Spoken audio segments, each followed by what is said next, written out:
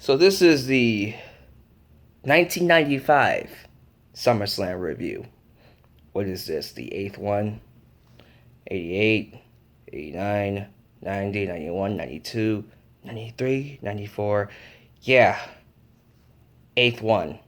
Brain cells aren't quite there after seeing this show. You ever seen a show that was so dumb, that was so stupid it made you dumber? Well, if you want to avoid that show, you might want to stay away from SummerSlam 1995. For me, as of right now, this is the worst one. And it's kind of appropriate because the year 1995 has got to be the worst, absolute worst year for WWF, WWE. On record, it has the worst buy rates and pay-per-views, horrible gimmicks like Isaac Yankeem and Bastion Booger. Don't get me started on the terrible gimmicks seen during this time. Low attendance, lackluster star power. WCW basically took all the big names, Macho Man Randy Savage, Hulk Hogan, even Lex Luger. And then next year they'll get Diesel and Reza Ramon. You got them for one more year though.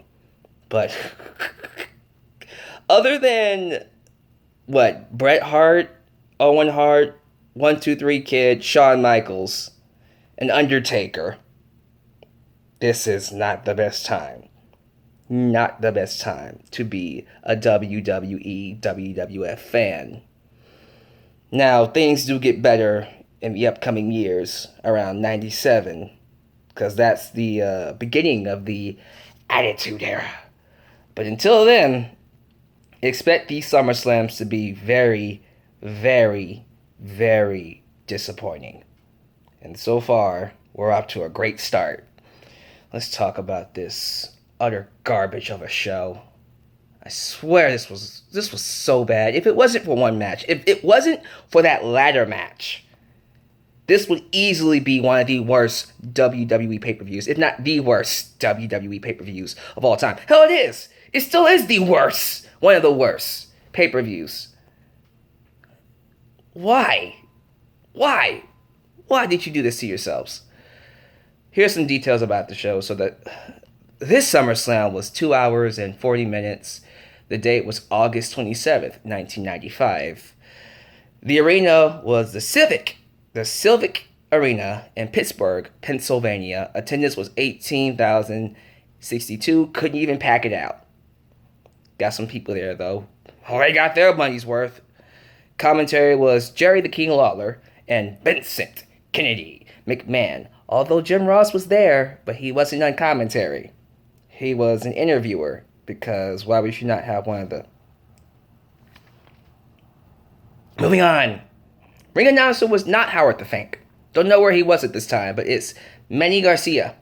Okay. Don't know who that is, but let's get to a good match. So we open up with a pretty good match.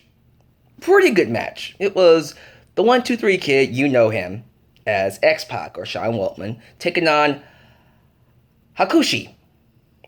Don't know much about Hakushi, but I like him. I really do. I thought he looked really good in this match against the 1-2-3 Kid. I thought it was a exciting opener. Good match. Some good stuff in there. Lots of crazy spots. For its time, this is the kind of match I would love to see in Raw, on Raw, in 2018. Yeah, for real. But nothing else to say about it. Just a good match. Hakushi wins. And then, oh, Jesus Christ. We start doing these segments where Shane Douglas, or excuse me, Dean Shane Douglas, your teacher, is backstage trying to educate us on words like vivify and whatever the hell he used. It was so stupid. It was so dumb. It was emblematic of where WWF was at during that time. They were just doing random, stupid things just to pass the time. Nobody was watching. Overall interest in the wrestling product was down. So Vince and his creative writers were just trying whatever they could just to keep things going. Shane Douglas was better off in ECW. That's all I'm going to say. I think even he will agree. And then we got the debut of Triple H. Yeah, and he took on Hardcore Holly. Oh God. Sounds great, right? Unfortunately, it's not really the match you think it is. It's not The Game versus Hardcore Holly, which sounds awesome. It's Hunter Hearst Helmsley, the Blue Blood, some British high society wrestler. Yeah, it doesn't sound like Triple H at all, right? The cerebral assassin acting like William Regal? What? Yeah. And he took on Sparkplug Bob Holly. Not Hardcore Holly, but Sparkplug Bob Holly. Two really good performers and two not so good gimmicks. Now, to his credit, Triple H did somewhat make that Blue Blood gimmick work. He was able to make use of it. To its credit. I think the gimmick was not good for him. I don't even think it was anywhere close. It wasn't anywhere close to his personality. But he made it work to his, I guess, to his favor. The average match that we got was expected. And honestly, if I'm gonna be fair, even if we did The Game versus Hardcore Holly, I wouldn't expect a classic match either. I would at best expect a good match. At best. On a regular day, it would probably be just as good as this, if not just a tad better. Just a tad bit better. But regardless, Hunter Hearst Helmsley wins. Woo. Yeah. Let's move on from that to okay. Smoking Guns. This is Billy and Bart Gunn taking on the Blue Brothers, Jacob and Eli, with Uncle Zebekai. I have no idea who the Blue Brothers are. I don't care. This match sucked. I didn't give a damn about any one of these tag teams. It was boring. It went a little long for my taste. I think the Smoking Guns won. Yes, they did. Let's move on. Now, we go into a match involving Sunny before she became the Sunny we know nowadays, when she was hot. And when I say hot, I mean, oh my goodness, Sunny. It was Skip, I don't know who the hell Skip is, with Sunny taking on Barry Horowitz. I am not someone that knows anything about Barry Horowitz, but apparently he was a fan favorite back in the day. So if you guys can give me some details, some inside details about Barry Horowitz, that would be pretty cool. No idea who he is. He looked like he was a good worker, and he had that sympathy behind him. Was he someone that lost a lot? So when he won, it was a big deal? Okay. Look, the match was average. All I cared about was Sunny. It was quite the sunny day, if you know what I mean.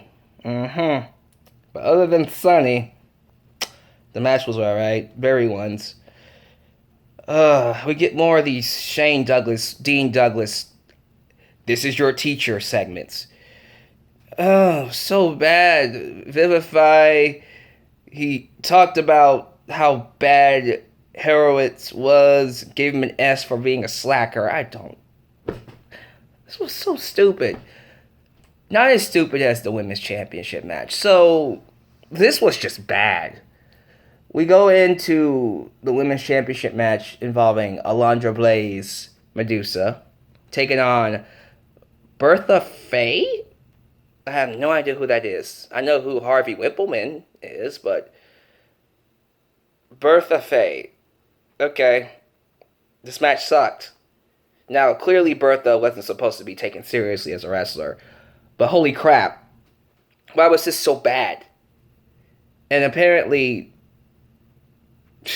this was a big upset because Bertha ends up beating Alundra Blaze. Like, oh my god, she beat She beat the best female wrestler in the company. How can she do that? Why would you be able to do that? Because you're not as good as her, and you're a joke character, and that was the whole idea. She's a joke character, and so you wouldn't expect her to beat the champion, and you're supposed to hate that. And this was dumb.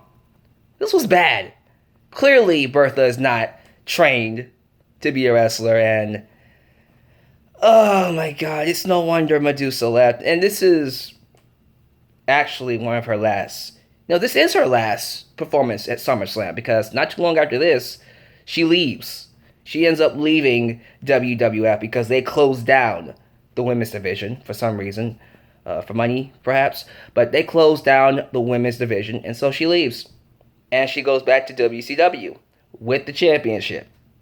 And we have that classic moment where she takes the title and throws it in the trash can.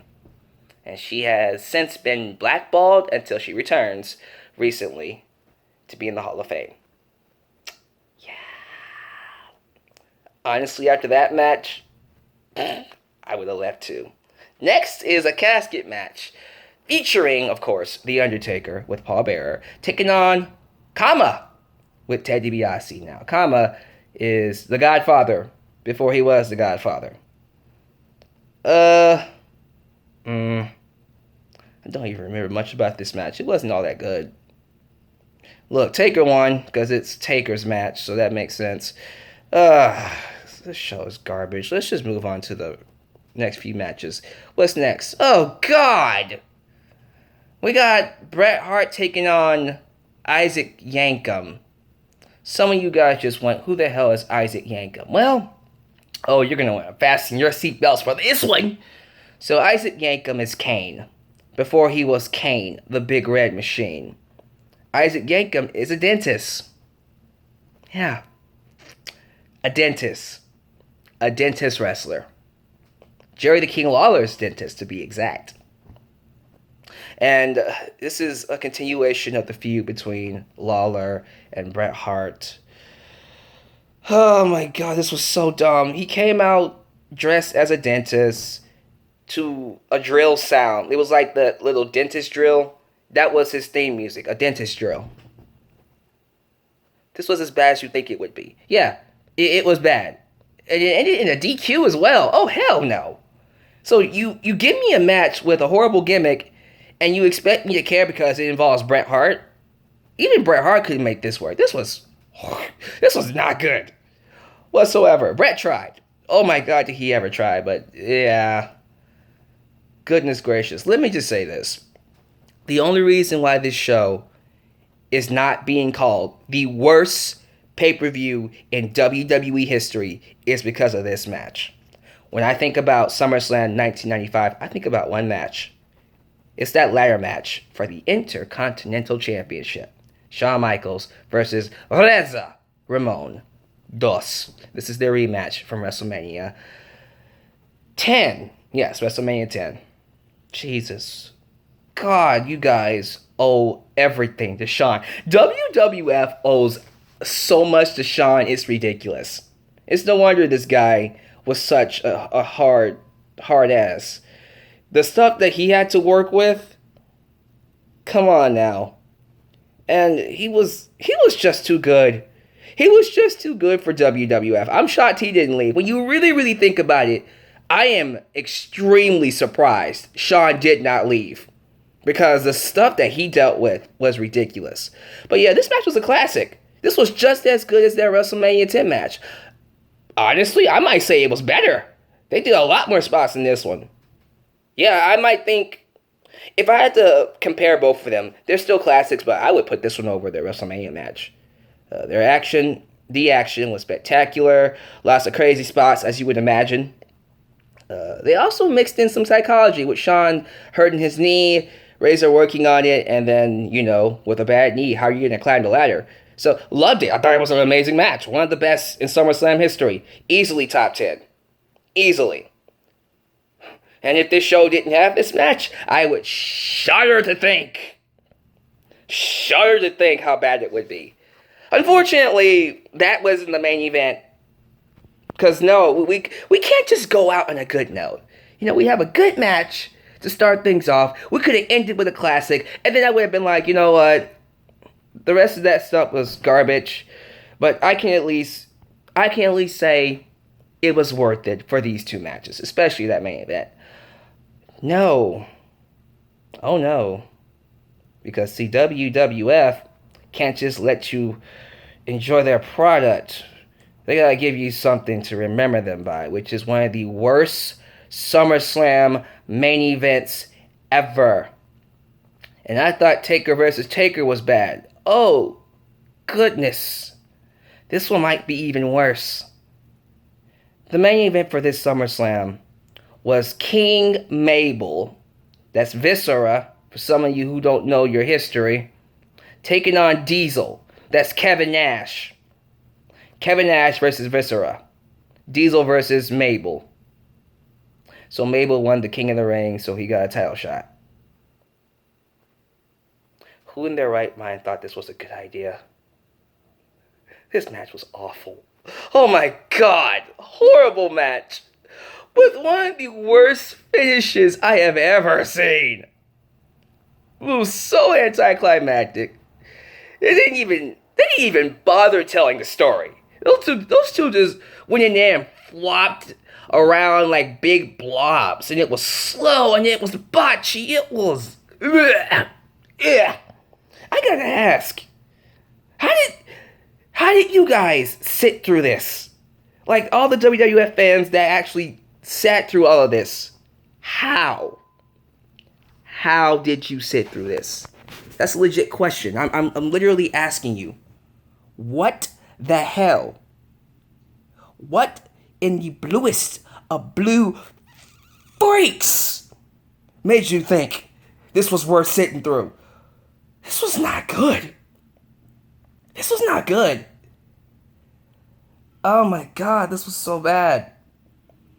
It couldn't have been. It could not have been that hard to tell why Diesel wanted to get the hell out of there. Good freaking god. People call Diesel's championship reign one of the worst. Well, with matches like this, it's kind of hard to argue against that claim. This pay-per-view sucked. So far, it is the worst SummerSlam I've seen. And if there is a worse SummerSlam, oh my goodness. But give me your thoughts about this down below. And I'm sorry to everybody and to anybody that has watched or will watch this. Trust me, skip it. Skip it. And only see one match. Shawn Michaels versus Razor Ramon 2 ladder match for the IC title.